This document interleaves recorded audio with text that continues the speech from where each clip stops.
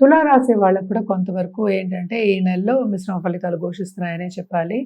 ఎందుకంటే తులలోనే మనకి తెలుసు మార్సు అని చెప్పాను కదా, కుజుడు ఉన్నారు. అలాగే ఏంటంటే సన్ డెబిలిటేషన్ అంటే 11th లార్డ్ డెబిలిటేషన్ కొంతవరకు ఏంటంటే వాళ్ళకి ఉన్నదంతా ఖర్చు పెట్టేసి సేవింగ్స్ అంతా తీసేసేసుకున్నట్టు అనిపిస్తూ ఉంటుందన్నమాట. అది దేనికో ఖర్చు పెట్టడం.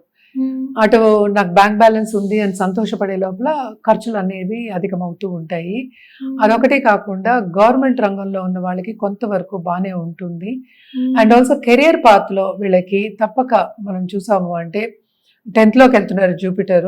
అండ్ ఆల్సో జూపిటర్ ఉన్నారు కనుక అది ఎక్స్పాండ్ అవుతుంది, కెరియర్ అనేది ఎక్స్పాండ్ అవుతుంది, కొత్త ఆపర్చునిటీస్ వస్తాయి. అలాగే ఏంటంటే పుష్ అనేది మార్చేస్తాడు అనమాట కొంతవరకు. కానీ అగ్రెసివ్గా ఉండి అంటే ఎందుకు చెప్తున్నాను ఇదంటే తొందరపాటు నిర్ణయాలు తీసుకోవద్దు. ఆచితూచి ఒక్కసారికి 2 సార్లు ఆలోచించుకుని నిర్ణయం తీసుకోవడం అనేది మంచిది. మరి మ్యారేజ్ రిలేషన్‌షిప్ వాళ్ళకి గాని, లవ్ రిలేషన్‌షిప్ వాళ్ళకి గాని ఎలా ఉండబోతుందంటారు? సో లవ్ రిలేషన్‌షిప్‌లో కూడా కొంతవరకు ప్రాబ్లమ్స్ వచ్చే ఛాన్సెస్ ఉన్నాయి. ఎందుకంటే కూడానే సన్ మార్స్ ఉన్నాడంటే it's not a good combination. So second half of this month కొంతవరకు వీళ్ళకి బాగానే ఉంటుంది.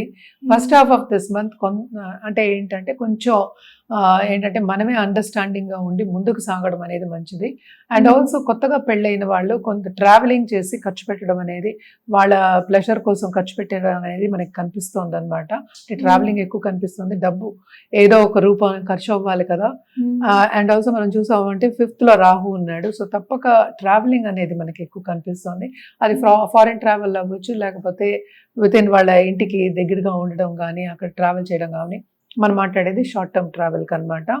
సో తప్పక ఏంటంటే వీళ్ళకి ఖర్చు ఉంది, అటు ఏంటంటే ప్లెజర్ కూడా ఉంది. అంటే ఏంటి కొంచెం ఎంజాయ్మెంట్ కూడా మనకి కనిపిస్తోంది. కానీ లాభం ఎక్కువ వస్తుంది అనేది కొంచెం ఈ నెలలో తక్కువే. మరి వీళ్ళకి పరిహారం ఏం చేస్తే మంచిదంటారు మేడం? వీళ్ళు తప్పక ఏంటంటే ఫస్ట్ ఈ రాశికి అధిపతి ఏంటంటే 12వ ఇంట్లో పడుతున్నారు.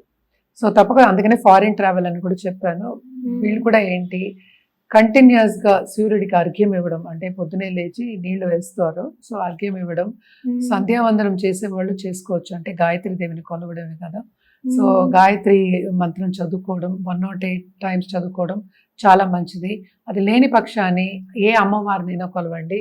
కానీ ఫ్రైడే ముత్తైదుకి పిలిచి ఇంటికి పిలిచి వాయనం ఇవ్వడం కానీ, లేకపోతే లక్ష్మీదేవి టెంపుల్ కానీ అమ్మవారి టెంపుల్ కానీ వెళ్ళి దండం పెట్టుకోవడం కానీ, మీ పేరు మీద పూజ చేయించుకోవడం కానీ మంచిదన్నమాట. సో ముత్తైదుని పిలిచి వాయనం ఇవ్వడం చాలా చాలా మంచిది.